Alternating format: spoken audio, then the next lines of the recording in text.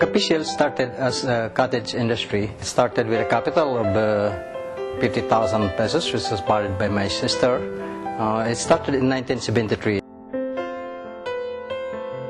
Like many small and medium enterprises, Capiz Shell Philippines began doing business with a small capital, a few workers, and little know-how of the trade.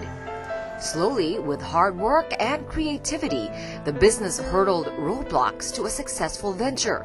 But low productivity, poor operations, the lack of marketing strategies, and a huge backlog of orders continued to hinder its growth. In 1998, we were hit by the Asian financial crisis. So sales were down, our productivity was low, and we could hardly make both ends meet. We could hardly pay the salaries of our employees, and we could hardly pay our creditors. Capiz Shell owner Roger Tubilla knew it was time to seek outside help. He turned to the Canadian Executive Service Organization Business Advisory Project, or CESO-BAP, an initiative of the Canadian International Development Agency. Through the use of Canadian volunteer expert advisors, CESO-BAP provides business advisory services to SMEs in the Visayas and Mindanao to help them improve operating effectiveness and efficiencies. CESO-BAP provided 2 volunteers, and I must say 2 women volunteers, to Capiz Shell. One was in the year 2000 and the other one was in the year 2004. And in 2000, the company realized that its productivity was good, but there was a problem with the distribution of the products that it was making, and they wanted to see how they could develop a better market, both domestically and quite possibly internationally. The Business Advisory Project with Canadian volunteers breathed new life into Capiz Shell. From 2001 to 2005, sales grew by 409%. Productivity increased. Now about 10% of the residents of Barangay Tungkop in Minglanilla Town, Cebu, work for Capiz Shell. As a result of that engagement from CESO-BAP and CBED, we were able to hire 200 workers, about 125 subcontractors from this barangay and also the neighboring barangays. And I think we have helped them in their income generation. They help a lot, mostly to the poor and the indigents, because they have to let the people know how to do working about their Capiz. Capiz Shell is just one of over 500 SMEs that have received business advisory assistance from close to 200 Canadian expert advisors of CESO-BAP since 1999. From the beginning, CESO-BAP had a vision of creating an organization in the Philippines that would sustain business advisory efforts for Filipino entrepreneurs using Filipino expertise. In 2003, in partnership with the Philippine Business for Social Progress, that vision became a reality with the creation of the Corporate Volunteers for Enterprise Development.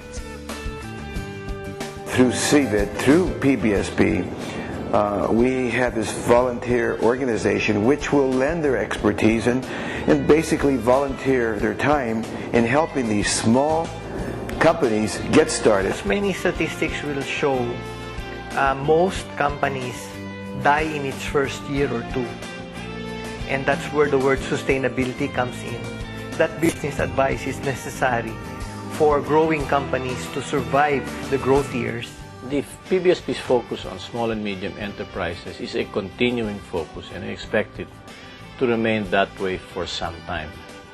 We have met with some success, and we have noticed that the communities where successful enterprises have been developed are communities that have become a lot more self-reliant and have been able to take care of their own specific needs. And this is very, very supportive of PBSP's overall objectives. For Capiz Shell Philippines, a Filipino CVED volunteer advisor came into the picture in September of 2005. We try to look at the processes, how it is flowing from start up to the end, to the finishing touches. Then we conducted analysis kung saan yung mga bottlenecks nila, kung ano yung mga problema nila. So after that, nakita namin na medyo ang bottleneck nila is the more or less the mechanization of their panzer. So doon kami nagumpisa. At saka yun lang talaga sana ang engagement with Kapisiel. As we go along with our project, nakita po ang dami pa palang kailangan nila eh. Especially the very basic of quality and productivity. Yung housekeeping. So noon, napakagulo. Ngayon, nakita nyo ang ganda na ng work environment nila ngayon. Throughout the country, from makers of sweets, processed meats, and unique pottery in Pampanga, to garment manufacturers, handicraft makers, and the Technology Livelihood Development Center in Negros Occidental, to ubi makers, processed food manufacturers, and floating restaurants in Bohol, to small hotels and the fishing industry in Mindanao. Filipino entrepreneurs improved their operations, productivity, and marketing plans, manufactured higher quality products, and offered better services, developed collaborative working relationships, and provided jobs, with a business advisory provided by hundreds of Filipino and Canadian experts through CESO-BAP and CVED. Within the confines of the project, we view business advice as an asset. Through our private sector development programming, we address the issue of poverty reduction through the creation of jobs. And if businesses can be strengthened, if the delivery of business services can be strengthened, jobs can be created. Through creating jobs, you create wealth.